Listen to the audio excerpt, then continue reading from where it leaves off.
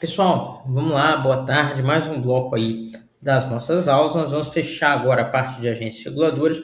Vou dar um pitaquinho com vocês a respeito de poder de polícia e também sobre atos administrativos, tá? A gente viu na aula passada, e a gente vai começar esse bloco já, logo mais tratando aí da questão da responsabilidade civil dos atos das agências reguladoras, com base num texto da obra do professor Flávio Wiedemann, mas é muito importante que vocês tenham em mente já um ponto aí que envolve com possibilidade de conflito entre uma agência reguladora e os órgãos de concorrência, e o órgão da concorrência, que no caso do Brasil é o CAD, Conselho Administrativo de Defesa Econômica, tá? E o que vai acontecer? É possível que ocorra uma seguinte situação: uma agência reguladora edita uma regulação e essa regulação ela é capaz de restringir o mercado. E aí a gente vai ter um confronto entre a agência reguladora que edita a normativa e o órgão de defesa da concorrência, o CAD, que vai buscar o quê? O CAD que vai buscar evitar práticas que sejam anticoncorrenciais, práticas que restringam a concorrência. Como é que eu vou ter, então, diante de um cenário em que eu tenho um confronto entre o CAD e uma agência reguladora?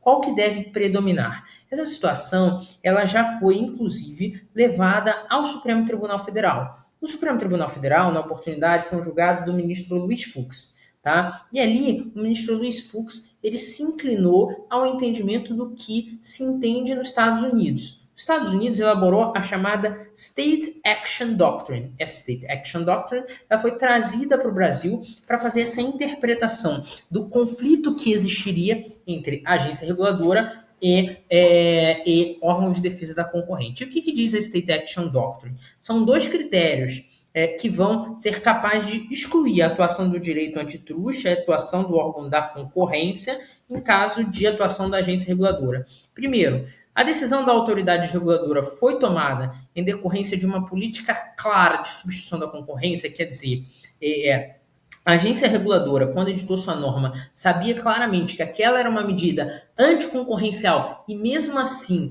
tecnicamente se embasou para tomar aquela decisão, entendendo que aquela era a melhor decisão para o setor regulado. Se sim, como regra, não haverá interferência do órgão de defesa da concorrência.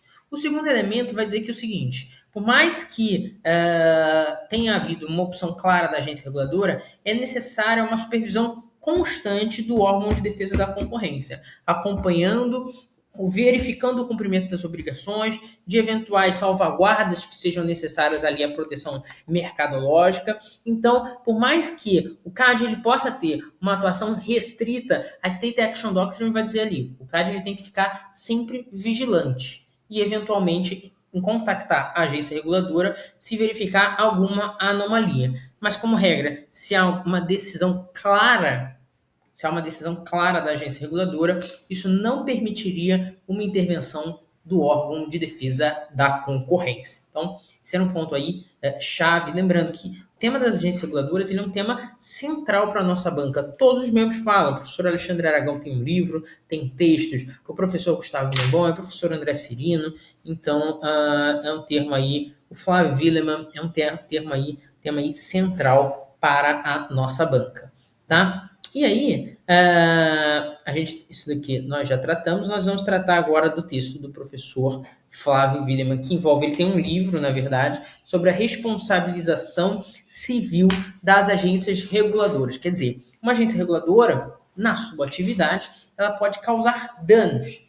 Como que isso vai gerar do ponto de vista de responsabilidade civil? Isso é diferente da responsabilidade civil geral do Estado? Lembrando, pessoal, responsabilidade civil geral do Estado é talvez um tema sempre muito forte para uma primeira fase de PGE. Vocês vão se lembrar que o professor Rodrigo, ele sempre falou com vocês o seguinte: é necessário estudar o básico, vocês têm que ter um manual bem consolidado. Responsabilidade civil do Estado é um tema de que vocês não podem não prestar atenção, vocês têm que prestar atenção, especialmente nos julgados mais recentes e especialmente nos casos de responsabilidade civil por ato lícito, conhecer ali a teoria do risco administrativo, conhecer os casos em que a omissão ela é genérica, do caso que a omissão é específica. Quando a omissão ela é específica, eu vou atrair a responsabilidade civil objetiva. Quando a omissão ela é genérica, aí eu atraio a ideia da fotosservice, eu atraio a ideia de uma responsabilidade subjetiva. Olhando isso à luz da jurisprudência do STF e do STJ, isso é essencial para a gente tratar com a nossa banca. Quer dizer, todos os membros trabalham com isso, todos os membros cobram isso sempre aparece. Responsabilidade civil do Estado é um tema que sempre aparece em toda a prova de PGE. Se não aparecer na primeira fase, aparecerá na segunda fase. Então, vocês precisam ter um conhecimento para utilizar esse instrumental. E aí, a responsabilidade civil da agência reguladora, ela segue, como regra, as mesmas bases da responsabilidade civil das demais pessoas jurídicas de direito público interno. E, como regra, ela vai ser objetiva com base na teoria do risco administrativo, quer dizer, que a atividade do Estado, independentemente da aferição da culpa, ela vai ensejar o dever de indenizar. E quais são as situações que a agência reguladora ela pode ter o dever de indenizar? Algumas, das mais diversas. Então, pode ser que ela tenha o dever de indenizar por prejuízos causados na falha na preparação da modelagem, por exemplo, de uma privatização, ou mesmo em situações de desvio, finalidade ou captura regulatória. Aquela agência reguladora ela foi capturada, ela foi cooptada no âmbito da edição da sua regulação. E aí, ela eventualmente verificando um prejuízo particular, pode ter o dever de indenizar. Ou mesmo a falha na modelagem de uma privatização. A gente viu que é muito comum que a agência reguladora, especialmente do ponto de vista federal, ela seja também a delegadora, ela vai ser responsável por delegar o serviço público. Se ela falha na estruturação, na modelagem dessa concessão, ela pode ter sim o dever de indenizar. Ela pode também ter o dever de indenizar, pessoal, por atos dos concessionários, desde que tal ato seja relacionado ao objeto da concessão ou uma falha no próprio dever de fiscalizar. Então, era um dever de fiscalizar da agência reguladora. Ela falhou, ali ela vai poder ser responsabilizada. Ela falhou ali no próprio autorização do objeto da concessão, ela vai poder ser responsabilizada. A agência reguladora, pessoal, também pode ser responsabilizada pelo controle de preços. Então, se ela estabelece, por exemplo, um controle de preços, um controle de tarifa por um determinado tempo acima do razoável, né, é possível essa responsabilização. Lembrando, mais uma vez, aqui eu posso estar até diante de um caso em que o controle ele se impunha, mas se ele causa um prejuízo desproporcional ao particular, haverá essa possibilidade de indenização. Sempre que eu verificar também um ato regulador que, em concreto, um ato de uma agência reguladora, em concreto, que seja declarado nulo pelo próprio Poder Judiciário ou pela própria agência reguladora, com fundamento ali no poder de autotutela, na súmula 473 do STF, pode aparecer, em ocorrendo um dano em decorrência desse ato normativo, o dever de indenizar por parte da agência reguladora.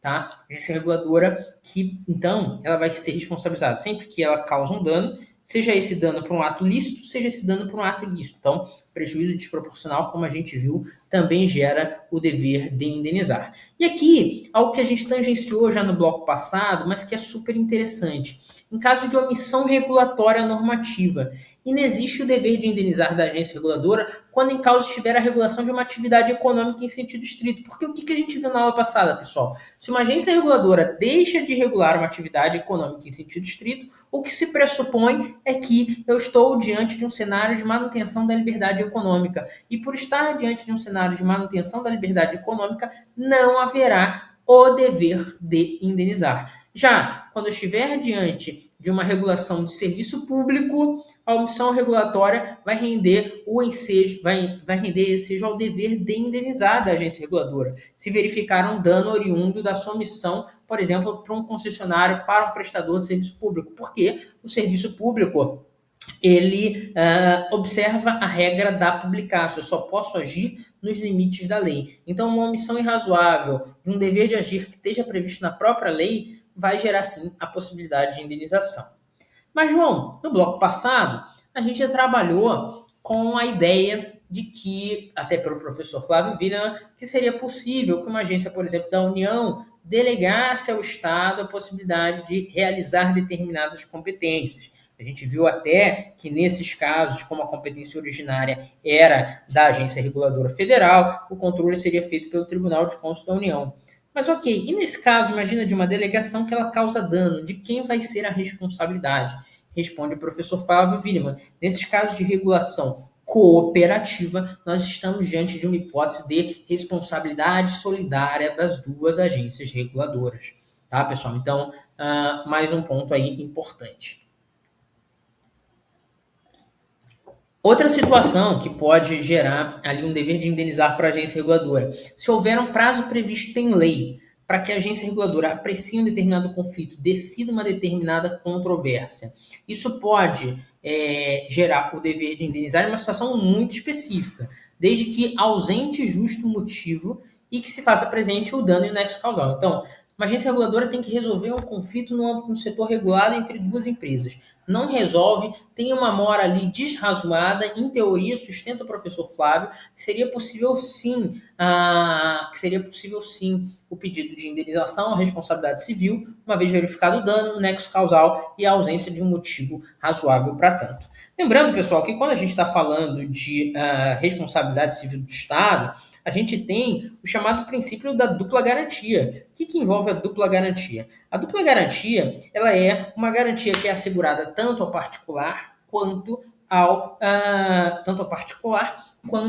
agente público. Por quê? Porque não é dado ao particular que ele ajuize a ação diretamente contra um servidor público em hipótese de dano promovido por responsabilidade civil do Estado. Isso é uma garantia para o particular. Por quê? Pode ser que o agente público ele não tivesse, por exemplo, recursos para pagar aquela indenização. Então, quem responderá sempre será o Estado, eventualmente mediante RPV, eventualmente mediante precatório. Tá? Isso é uma primeira questão. A segunda questão é que isso também é uma garantia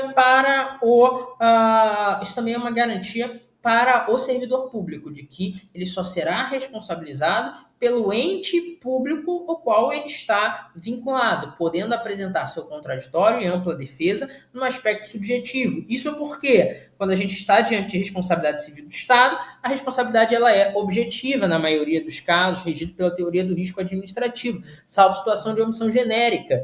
Revejam isso para a prova, estou frisando aqui. Ao mesmo tempo, o particular não. O particular ele responde mediante culpa, em processo administrativo específico. Então, eu tenho aqui uma dupla garantia para ambos.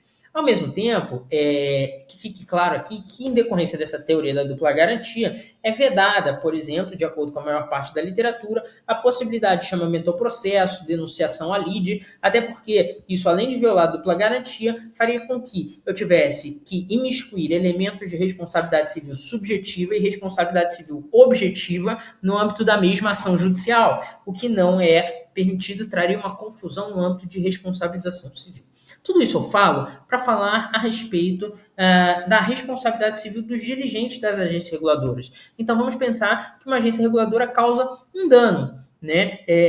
Se a agência reguladora ela causa um dano, como regra, os seus dirigentes estão protegidos pela teoria da dupla garantia. Eu aplico a dupla garantia aos dirigentes que só vão poder responder subjetivamente.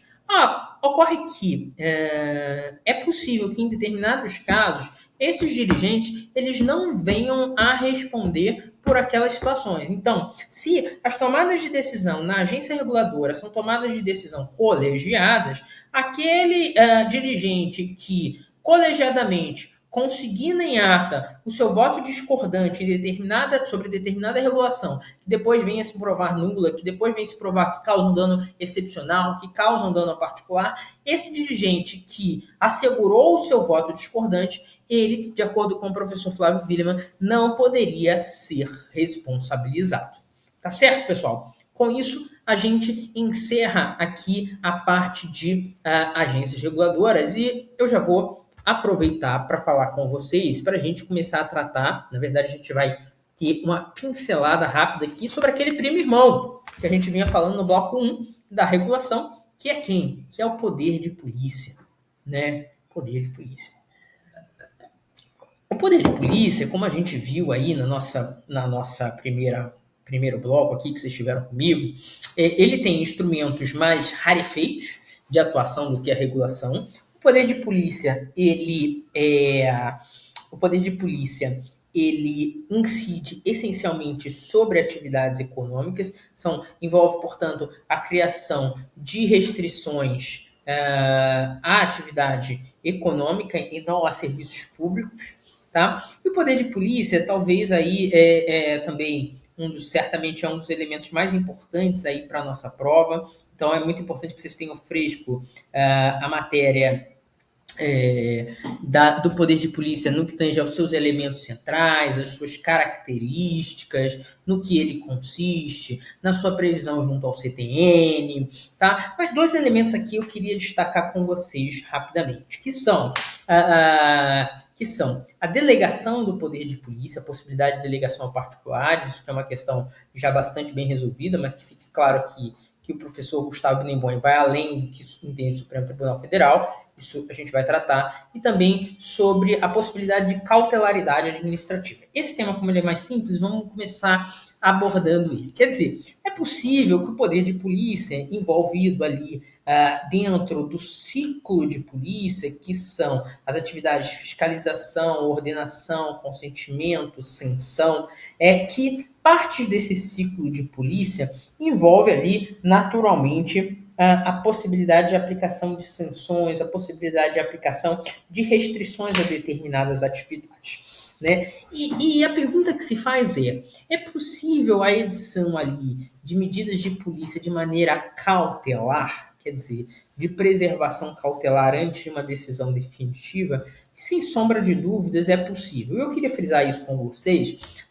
simplesmente porque, em aparecendo na nossa prova, a possibilidade de a administração, de uma maneira geral, determinar medidas cautelares, isso está plenamente consignado. Então, vocês vejam só o âmbito da Lei de Processo Administrativo do Estado, que é a Lei 5427. A Lei 5427, ela vai versar diversos aspectos aí sobre o poder de polícia, sobre o processo administrativo, desculpem, e ele vai ter uma parte, especialmente ali no artigo 43, que vai falar sobre a possibilidade de providências acauteladoras por parte do Estado.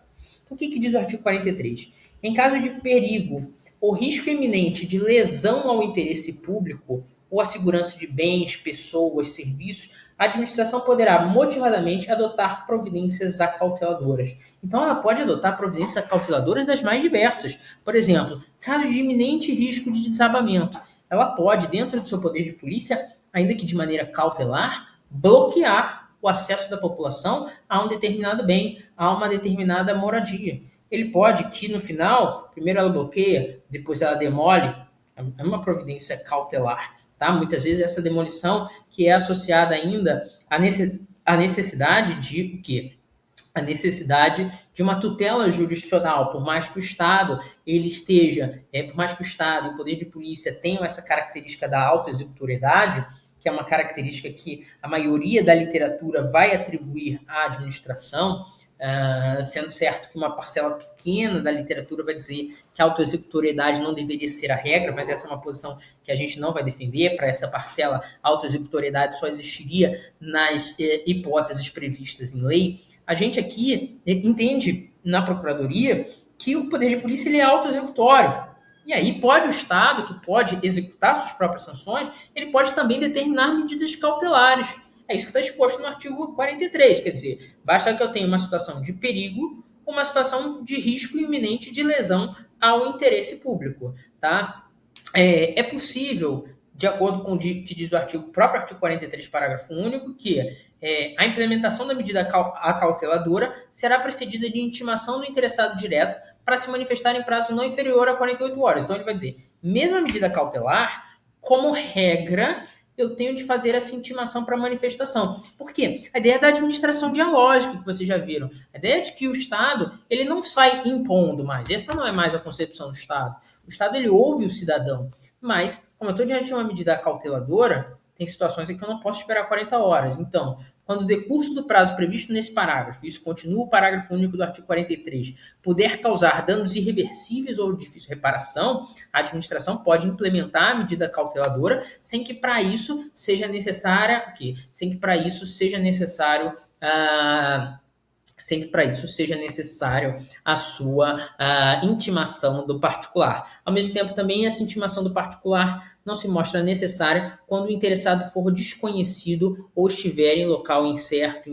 insabido, tá? Então, nesses casos, vão ser possíveis medidas cauteladoras. Essa é uma lógica também, né, pessoal, que, vejam, está na lei de processo administrativo, perpassa o poder cautelar perpassa ali o poder de polícia da administração, mas também, vejam, está constante, por exemplo, na lei de licitações. Tá? A lei de licitações ela prevê a possibilidade de medidas cautelares de uma maneira geral. Tá? Ou seja, medidas que, de alguma maneira, visam a preservar o contrato, visam a preservar, por exemplo, a regularidade de um processo licitatório justo, tá? A necessidade, por exemplo, de acautelar determinadas informações, de proteger determinadas informações, tudo isso são medidas preparatórias que bebem não só na própria Lei 14.133, mas bebem também na própria Lei Geral de Processo Administrativo, especialmente a Lei de Processo Administrativo Estadual. Então, se vocês forem perguntados, é possível amplamente a concessão de medidas cautelares pela administração pública, especialmente com base na Lei de Processo Administrativo, inclusive no âmbito do poder de polícia. Tá? Como regra, se preserva o contraditório até para aplicar a cautelar, salvo situação em que a própria necessidade de esperar esse contraditório torne a medida inútil. Então, esse é um primeiro ponto a respeito do poder de polícia que eu queria conversar com vocês. O segundo ponto que eu queria conversar com vocês a respeito do poder de polícia diz respeito à delegação do poder de polícia. Tá? A delegação do poder de polícia. João, esse é um tópico batido, a gente já conhece esse tópico, e aí a gente precisa focar aqui, especialmente na ideia de que a tese apresentada pelo Supremo Tribunal Federal no âmbito da repercussão geral do recurso extraordinário 633.782, ela tem um escopo mais restrito do que a tese defendida pelo nosso examinador. A tese do recurso extraordinário, ela foi fixada a priori apenas para empresas estatais, cujo único escopo, cujo único âmbito de atuação seja a prestação de serviços públicos e próprios do Estado. O que diz aqui a tese de repercussão geral? É constitucional a delegação do poder de polícia, por meio de lei, a pessoas jurídicas de direito privado, integrantes da administração pública indireta, de capital social majoritariamente público, que prestem exclusivamente serviço público de atuação própria do Estado em regime não concorrencial. A exclusividade dessa empresa estatal na prestação de serviço público é traço legitimador para o Supremo Tribunal Federal, então, da delegação do poder de polícia. Tá? Ele coloca isso expressamente: as estatais prestadoras de serviço público de atuação própria do Estado, em regime não concorrencial, podem atuar com o atributo da coercibilidade inerente ao poder de polícia. Tá? Então, é possível inferir da justificativa que, para o Supremo Tribunal Federal, limitar as empresas estatais exclusivamente às prestadoras do serviço público envolve muito também a incidência de derrogações próprias do regime jurídico de direito público. E aí é que a gente tem que tomar cuidado, porque por mais que exista a decisão do Supremo Tribunal Federal, nós temos uma posição do nosso examinador que vai além. O que diz o nosso examinador? O professor Gustavo Binemboim vai observar que essa tendência da jurisprudência de admitir a incidência do regime jurídico público às pessoas privadas da administração é uma tendência crescente, é uma verdadeira tendência de autarquização das empresas estatais. Lembrando que a própria Constituição reforça a incidência de privilégios desse regime jurídico público para as empresas estatais, né, com base ali no 173, parágrafo 1º da Constituição Federal. Mas para o professor Gustavo, o que é importante que fique claro é que é possível sim o exercício de poder de polícia não só pela aquela que é prestadora de serviço público, mas também por aquela estatal que explora uma determinada atividade econômica. E aí é que isso pode chamar a atenção da nossa banca, de que a empresa pública e a sociedade de economia mista, embora seja uma figura classificada como pessoa jurídica de direito privado, de alguma maneira está sempre próxima a algum nível de derrogação própria do direito público.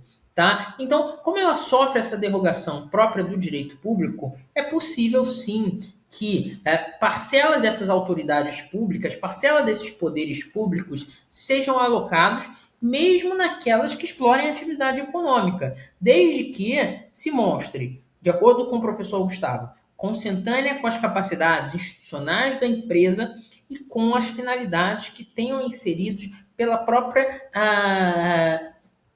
ato de constituição da empresa. Então, se a empresa ela tem capacidade institucional para exercer aquela atividade, se aquela atividade ela é consentânea com o próprio ato de criação da empresa, seria possível, sim, que houvesse essa delegação para uma empresa que seja exploradora de atividade econômica. Tá? E aí, o que é importante? Que o professor Gustavo ele estabelece determinadas balizas para esse exercício. Quer dizer, situações nas quais a empresa pública ou sociedade de economia mista que explora uma atividade econômica pode atuar com o poder de polícia. Então, o que ele diz? A empresa ela deve, como regra, perseguir objetos institucionais do próprio ente federado, tá? Ter um seu objeto social funções que estejam relacionadas à atividade fins da estatal. Tal cumprimento vai se dar quase que automaticamente no caso de empresa prestadora de serviço público, mas não exclui que uma determinada sociedade de economia mista, que uma determinada empresa pública exploradora de atividade econômica possa perseguir objetos institucionais. Em segundo lugar, não há vedação que a empresa estatal ela tenha uma finalidade de lucro para exercer o poder de polícia, mas claro, o poder de polícia ele não pode, de alguma maneira, permitir um incremento da capacidade lucrativa dessa empresa e a empresa também ela não pode ser destinada primordialmente a aumentar o seu lucro, a aumentar o lucro do particular. Porque isso influenciaria, por exemplo, que uma empresa responsável por receber delegações de multa de trânsito multasse cada vez mais para incrementar o seu caixa, tá? E isso, de alguma maneira, de nenhuma forma, essa delegação do poder de polícia para o professor Gustavo, ainda que uma empresa prestadora de atividade econômica, exploradora de atividade econômica, de nenhuma maneira essa prerrogativa de exercício do poder de polícia poderia ter como efeito colateral um benefício concorrencial, com quebra dos princípios de livre iniciativa. Se houver uma tendência de quebra dos princípios de livre iniciativa, isso poderia sim vir a ferir ali essa possibilidade de delegação por parte da empresa estatal. Então, isso é muito importante que vocês tenham a noção que a concepção do professor Gustavo ela é muito mais ampla do que a concepção trazida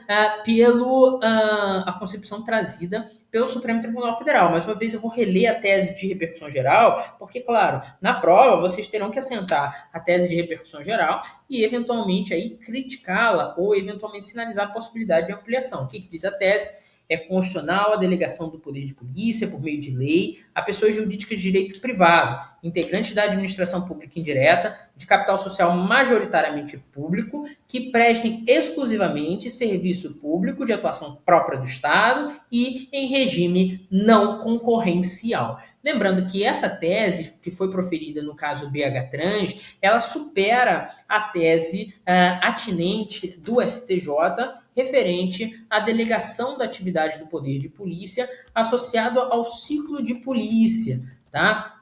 Vocês vão de lembrar que o professor Diogo Figueiredo Moreira Neto, ele fala aí dos ciclos de polícia, tá? E ele vai se manifestar que esses ciclos eles podem ser de fiscalização, de consentimento, de ordenação, de sanção, tá? E parcela desse ciclo de polícia, ele é delegável ao particular e parcela não é delegável ao particular. E aí é que está a nossa estruturação, quer dizer, você tinha uma posição do STJ por delegação de parcela do ciclo do poder de polícia, você tinha atividades que seriam delegáveis e atividades que não poderiam ser delegadas.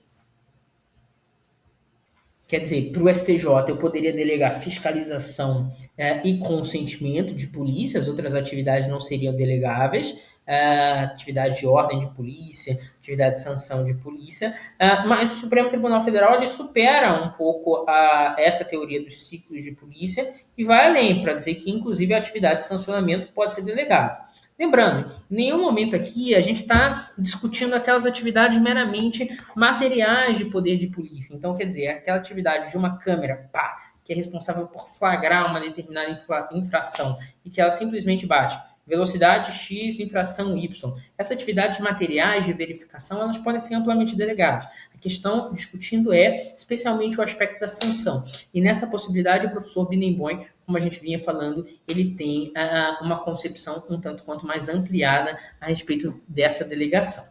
Tá? Então, o poder de polícia, pessoal, é sempre um tema interessante para a gente trazer à tona. Lembrando que o nosso examinador também, ele tem uma concepção muito interessante, até de um tema que a gente já falou, quer dizer, esse poder de polícia, ele não pode adotar uma concepção muito paternalista. Esse poder de polícia, ele passa por uma releitura, por uma ampliação dos seus escopos de atuação, uma ampliação dos meios de atuação. Esse poder de polícia, ele hoje, o poder de polícia, ele não vai focar unicamente ali na imposição da supremacia do interesse público, mas ele é um poder de polícia com uma noção renovada, com uma viragem constitucional a respeito da interpretação do poder de polícia, da interpretação do que é o interesse público e que ele deve focar também muito na preservação dos direitos fundamentais. Tá? Então, essa virada da noção de poder de polícia faz com que muita parte da literatura vai até querer abandonar essa figura do poder de polícia.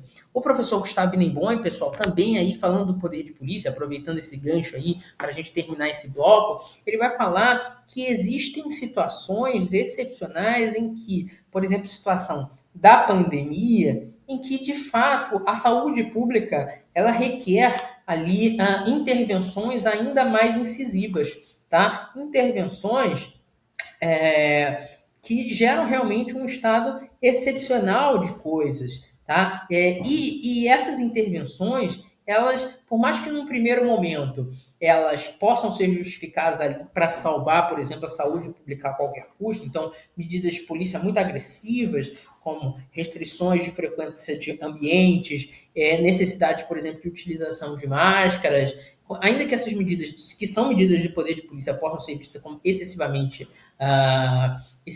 restritivas, elas têm que ser interpretadas, primeiro, considerando o contexto da época, e segundo, sempre baseado em princípios de proporcionalidade e razoabilidade, de maneira que lá na frente a controlabilidade desses atos observe esses princípios gerais. Não é porque, embora esteja diante de um Estado excepcional, princípios constitucionais mínimos, cláusulas pétreas, princípios relativos à dignidade da pessoa humana continuam sendo predominantes. Tá? Então, o poder de polícia é um tema muito interessante para a gente explorar para a nossa prova.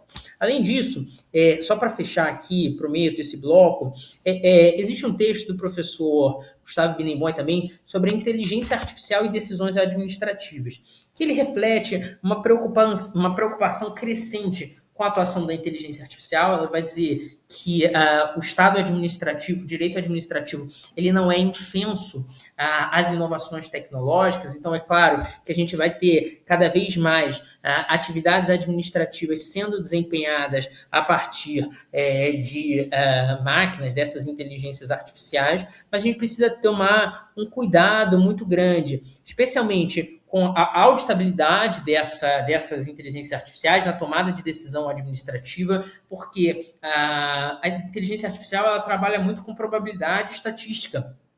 ela desconsidera ali elementos verdadeiramente decisórios. Além disso, a inteligência artificial ela pode ter vieses, ela é alimentada a partir de um banco de dados que podem ser direcionados. Então, há necessidade desse controle humano, dessa revisibilidade humana, dessa revisão humana dos atos administrativos tomados pela agência reguladora. Quer dizer, ele não afasta a possibilidade de que o direito administrativo se valha desses mecanismos de machine learning, desses mecanismos próprios da inteligência artificial. Mas ele vai ressaltar que mundialmente, por exemplo, na Europa, a Lei Geral de Proteção de Dados da União Europeia, vão trazer ali uma preocupação com esse controle da atividade da IA, especialmente aí que deve ser lida também através dessa nova visão do direito administrativo, de um direito administrativo constitucionalizado. Tá? Então, esse é um texto aí que se chama Inteligência Artificial e Decisões Administrativas, simplesmente para vocês terem em mente um pouco do que o professor Gustavo trabalha a respeito desse assunto. Acho que vocês não precisam se deter tanto na leitura e essas considerações da aula são suficientes. Tá certo, pessoal? Com isso, fechamos mais esse bloco. Já vejo vocês aí no próximo bloco. Um abraço.